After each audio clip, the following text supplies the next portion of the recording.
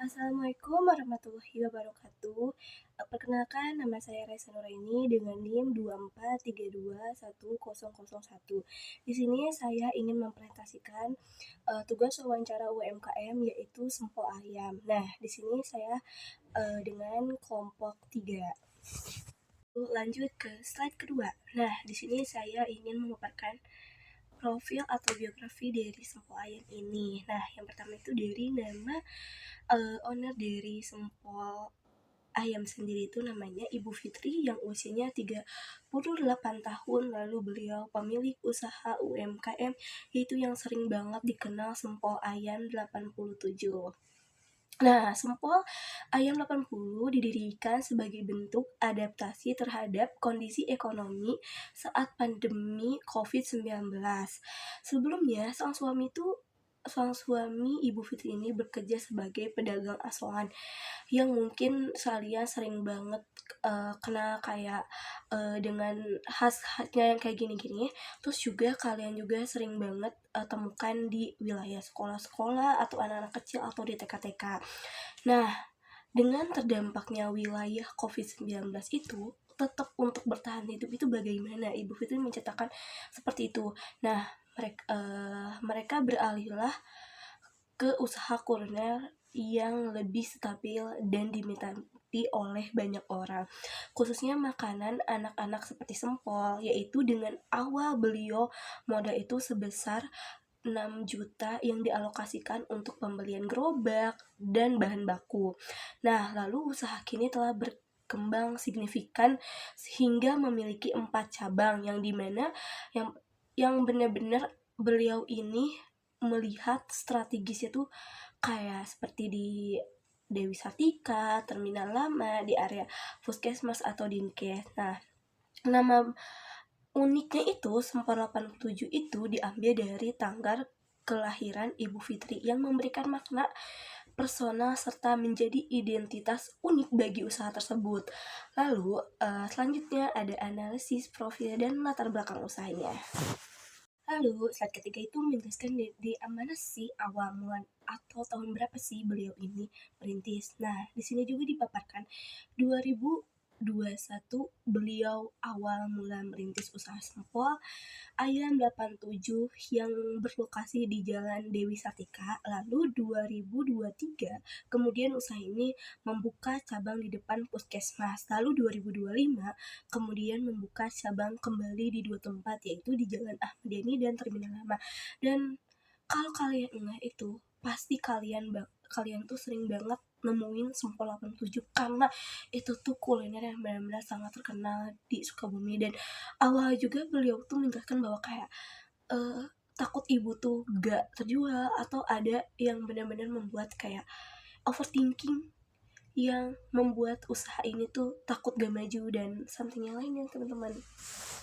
Pasti kalian kepo kan di sini strategi apa sih dari Sempol 87 ini yang Ibu Fitri punya itu, strategi usahanya tuh bagaimana gitu untuk tetap terus berkembang gitu. Nah, beliau juga memposisikan komposisi ayam lebih banyak dibanding tepung karena kalian pasti sering banget menemukan jajanan-jajanan tuh lebih banyak tepungnya dibanding ayamnya. Nah, beliau ini tidak mau memangkas walaupun harga ayam lebih tinggi, tapi beliau ingin mempertahankan strategi tersebut.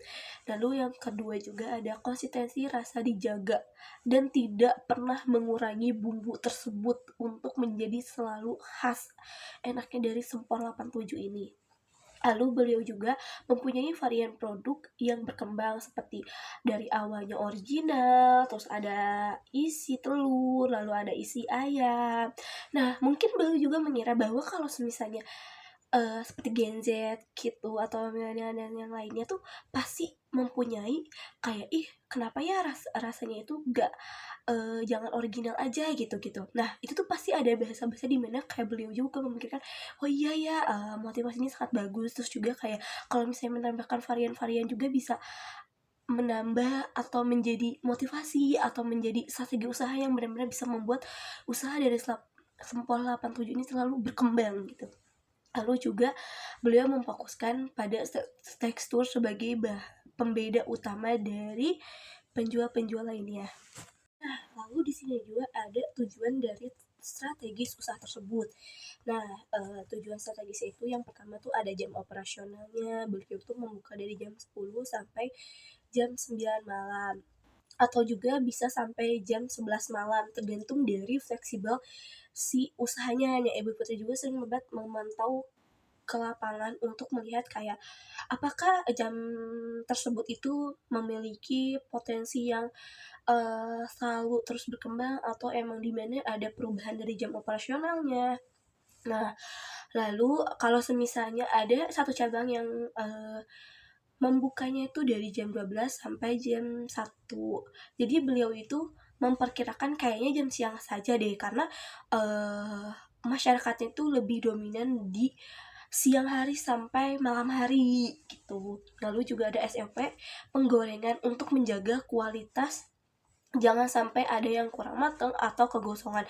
Karena di mana kalau kita memperlihatkan kurang matang atau kayak ada komplainan sebagaimana yang seperti itu, biasanya sering kali kita temukan gitu ya di pedagang-pedagang, sebagai saya juga yang sering jajan gitu.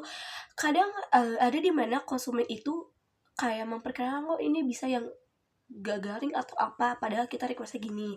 Nah, itu tuh Ibu Fitri tuh mengelola bahwa jangan sampai ada bahasa-bahasa yang seperti itu. Lalu juga pengawasan ketat terhadap karyawan dalam penyajian maupun pelayanan lainnya, karena menurut Ibu Vita sendiri bahwa pelayanan itu nomor 1 dan penyajian itu nomor 2. Akan kita menarik konsumen tuh bagaimana, dan pelayanan kita tuh udah oke atau merasanya masih harus selalu diperbaiki. Terus selanjutnya di sini juga ada menjelaskan produk dan operasional. Yang pertama tuh ada memahami konsumen. Nah, target pasar utama mencakup anak-anak, remaja, hingga mahasiswa. Lalu Ibu Fitri juga menyasar kalangan pekerja yang kantor yang ramah membeli pada jam istirahat, serta mahasiswa yang aktif pada di sore hari. Produk juga ditunjukkan bagi kalangan yang sensitif terhadap harga namun tetap menginginkan kualitas, konsep dengan murah tapi enak. Lalu beliau juga mengalokasikan usaha tersebut ini dikelilingi oleh karya kampus, terus juga instansi pemerintah seperti Puskesmas dan Dinkes untuk menjangkau kerumunan massa secara langsung. Lalu pada awal merintis, beliau juga memiliki strategi pasar yang diterapkan adalah yaitu berkeliling ke gang-gang perumahan untuk menjangkau konsumen-konsumen yang di rumah. Lalu beliau juga memulai merambah pada pasar digital, yaitu dengan mempromosikan seperti di TikTok, Instagram untuk memperluas jangkauan pemasarannya. Lalu ibu juga menerima kritik dari konsumen. Jadi Ibu Fitri itu sangat menerima banget untuk kritikan dari semua konsumen. Kayak dari penyajiannya, pelayanannya, konsumsinya tuh kayak gimana, terus kayak sausnya itu kurang atau kayak shea oilnya kurang, karena itu tuh adalah suatu bahan dari memahami bagaimana sih maunya konsumen tuh bagaimana. Nah, lalu tapi di situ juga hanya sekali aja beliau itu menerima kritik hal seperti itu, karena beliau langsung merubah dari kritik-kritik konsumennya tersebut untuk selalu mempertahankan maunya konsumen itu bagaimana sih gitu. Nah, lalu juga menurut beliau ketika beliau memerintahkan karyawannya sebagaimana mereka menerima kritik dari konsumen itu, jadi beliau juga langsung memprioritaskan maunya konsumen itu bagaimana. Lalu yang kedua itu ada evaluasi pasar. Nah, beberapa hal yang harus dievaluasi itu yang pertama ada permintaan pasar. Sempol ini masih sangat diminati, apalagi di Jalan Dewi Sartika itu tuh bener-bener membludak, karena saya sendiri tuh sering kali beli dan merasakan bagaimana sih excited dari orang-orang untuk membeli Sempol 87 ini. Lalu juga terutama oleh anak-anak, mahasiswa, sampai orang tua dan dari berbagai usia gitu, yang benar-benar excited untuk membeli Sempol ini. Lalu ada persaingan, mungkin banyak juga ya Sempol di wilayah lain atau di sekitar Sukabumi itu banyak, tapi mungkin karena Sempol 87 ini mempunyai hal unik yang menarik banyak konsumen, lalu juga dari harga harus tetap terjangkau agar tidak kalah saing, karena mungkin dengan harga 10.000 itu tuh masih worth it dari kantong pelajar sampai orang tua dan yang lainnya. Lalu lokasi penjualan, karena kita harus melihat juga bahwa kalau kita menjual itu harus melihat lokasi tersebut tuh strategis gak untuk menjangkau konsumen yang benar-benar ramai, atau area-area yang menurut Ibu Fitri sendiri tuh bisa menyentuh gitu, kayak dari kampus, itasi, dan yang lainnya. Lalu ada pun yang terakhir, ada pengembangan produk, di mana awalnya hanya menjual varian original, namun kini telah berkembang dengan berbagai pilihan seperti isi dan telur dan daging ayam tersebut untuk mengikuti potensi pasar. Karena kayak sebagai kita konsumen tuh pasti mempunyai banyak maunya gitu, kayak banyak maunya itu kenapa sih, kayak pernah mencoba isi telur, isi ayam, daging, bu kenapa sih gak nambah varian gini-gini. Itu kan suatu masukan yang menurut saya sendiri itu bisa menjadi potensi dari pengembangan produk ini gitu. Lalu dengan mempertahankan tekstur yang dianggap lebih unggul dibandingkan kompetitor, terutama untuk menarik minat konsumen anak muda. Di sini ada analisis SWOT. Yang pertama itu the strength. Nah, kualitas produk dan rasa yang konsisten, lalu mampu pendiri menjaga komposisi bumbu meskipun harga bahan baku sering kali berubah. Lalu dengan daging ayam yang lebih mengutamakan dagingnya itu lebih banyak dibanding tepungnya untuk memberi rasa tambahan terhadap konsumen, lalu memiliki rantai pasok yang efisien dengan pemasok pelangganan. Atau seperti kayak kalau kita sering kali langganan ke sempol ayam 87 ini pasti sering banget sudah merasakan rasa sempol itu bagaimana gitu ya. Lalu dengan pelayanan yang ramah yang meningkatkan loyalitas terhadap pelanggan, karena di sini juga pelayanan itu sangat mantap sekali dan sangat kucup sekali gitu. Weaknessnya itu disiplin tenaga kerja masih menjadi kendala, karena di mana ada mungkin beberapa pekerja yang ada sering terlambat atau bagaimana. Nah, Bu Fitri juga sering kali memperbaiki hal-hal yang menjadi kendala tersebut. Lalu karyawan sering meminta libur sehingga mengganggu jam operasional. Lalu operasional masih bergantung pada pemilik. Jadi walaupun masih banyak adanya karyawan, tetapi memang yang harus memantau dan yang harus benar-benar turun ke lapangannya itu pemilik sendiri, karena kita harus melihat bahwa karyawan itu benar-benar disiplin atau tidak dalam, apalagi di jam operasional, yang sehingga jangan sampai mengganggu jam operasional yang seharusnya kita bekerja yang lainnya. Lalu pengawasan dan pembagian peran yang belum seimbang, di mana ada satu kejadian yang seharusnya menjual tapi tidak. Nah, itu tuh menjadi was-was Ibu Fitra sendiri gitu. Nah, di sini ada opportunity. Lokasi strategis dekat dengan kampus dan perkantoran, memiliki pasar konsumen yang stabil, lalu peluang pengembangan varian si menu atau rasa baru, potensi menjangkau pasar-pasar yang lebih luas, lalu peluang ekspansi atau penambahan cabang di wilayah lain. Karena Bu Putri juga menginginkan untuk membuka cabang 5 dan beliau belum melihat di mana ya harus membuka cabangnya gitu. Lalu yang terakhir itu ada trades. Nah, harga bahan baku seperti daging, ayam, dan BBM tidak stabil, karena bisa melihat dari sekarang banyak banget kenaikan dari harga bahan bakunya tuh yang membuat Ibu Fitri was-was sendiri. Tapi beliau juga tidak menginginkan memotong yang seharusnya tuh diinginkan konsumen gitu. Lalu kenaikan harga bahan baku dapat menekan keuntungan.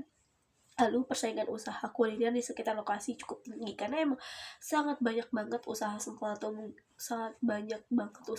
sendiri. Tapi beliau juga memerlukan untuk inovasi berkelanjutan agar tetap kompetitif gitu. Bagaimana sih, inovasi apa sih yang harus Ibu Fitri benar-benar bawa ke depannya gitu.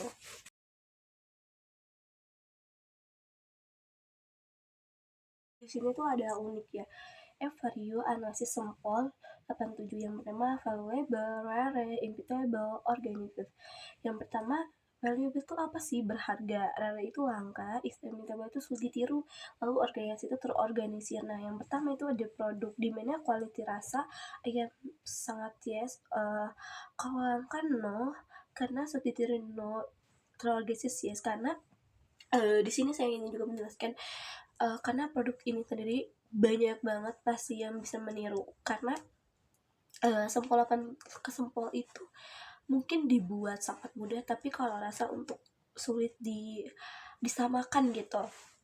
Lalu yang kedua itu tuh supplier atau tokoh langganan, karena ibu Fitri sendiri tuh mempunyai toko langganannya agar beliau merasa bahwa kalau kita sudah mempunyai langganan tuh untuk minimalisir harga bahan-bahan yang kemungkinan akan kenaikannya itu sangat drastis gitu, karena beliau sudah langganan jadinya bisa dinegosiasi gitu, bagaimana sih untuk tetap murah tapi tidak menurunkan standar dari sempol ayam 87 ini tersendiri gitu. Lalu pendanaan dan modal, beliau ini pendanaannya tuh mandiri, lalu brand Sempol 87 word of mouth. Jadi apa ya, beliau juga awalnya tuh merasa kalau Sempol 87 ini tuh sangat unik gitu dari sempol-sempol lainnya, karena merasanya kayak ini kan Sempol 87 tuh diambil dari kelainan istrinya sendiri gitu, yang merasa bahwa 87 itu tidak sulit ditiru, tapi mungkin kalau dari pembuatan sempolnya itu bisa, tapi tidak untuk yang lainnya. Nah, ini tuh mengingatkan bahwa kita tuh harus melihat bahwa hal apa yang bisa ditiru, hal apa yang tidak bisa ditiru, karena untuk mempotensikan gitu bahwasanya produk kita tuh sudah oke, dan apa sih yang tidak oke tuh, mana harus yang diperbaiki gitu. Lalu economics of scale, karena beliau juga mempunyai 4 cabang yang strategis dan kita bisa melihat di mana adanya gitu, misalnya kayak di Terminal Lama, lalu di Jalan Dewi Sartika, itu kan jalan-jalan yang dimana orang ramai sekali mendatanginya, dan dimana sangat banyak konsumen-konsumen yang memperebutkan 1087 mana ya seperti itu.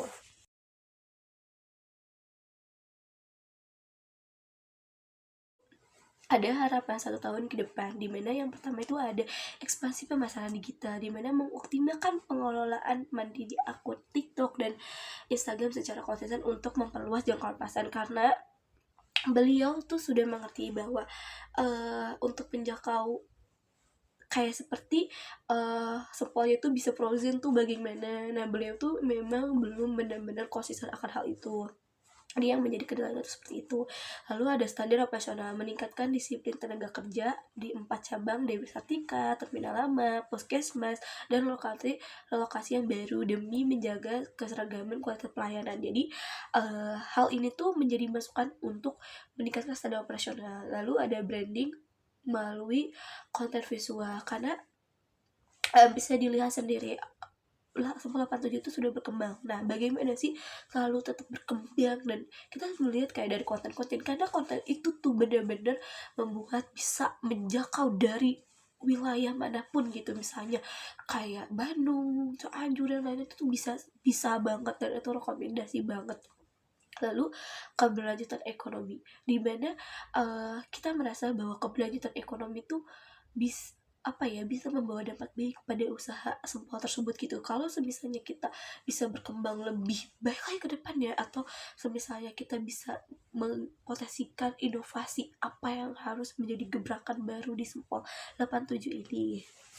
Lalu yang terakhir itu ada kesimpulan dan rekomendasi. Yang pertama itu kesimpulan dari Sempol 87 merupakan contoh sukses relasi bisnis pasca pandemi yang berhasil berkembang dari usaha cleaning menjadi 4 cabang strategis. Lalu keunggulan kompetitif utamanya terletak pada kualitas produk yang konsisten dengan versi ayam yang dominan dibandingkan tepung, sehingga menciptakan value added bagi konsumen. Meskipun operasional saat ini masih tergantung pada pengawasan pemilik dan menghadapi kendala kedisiplinan SDM, penerapan SOP yang mulai terorganisir menjadi langkah awal yang baik menuju manajemen yang lebih profesional. Lalu rekomendasinya yang pertama ada optimalisasi SDM, memperbaiki sistem kedisiplinan karyawan agar operasional tidak terganggu bergantung pada pemilik. Lalu branding digital mengintegrasikan konten kreatif di media sosial untuk memperkuat brand image sebagai bisnis kuliner yang sistematis.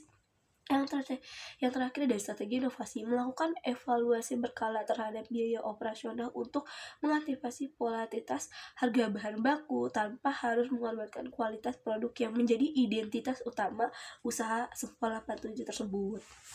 Itu ada unik. Quotes dari Ibu Fitri, beliau bilang, kisah Ibu Fitri menunjukkan bahwa keberhasilan lahir dari keberanian beradaptasi, bukan dari kondisi yang sempurna. Keterbatasan modal dapat diatasi dengan riset, inovasi, dan komitmen menjaga kualitas serta kejujuran pada produk.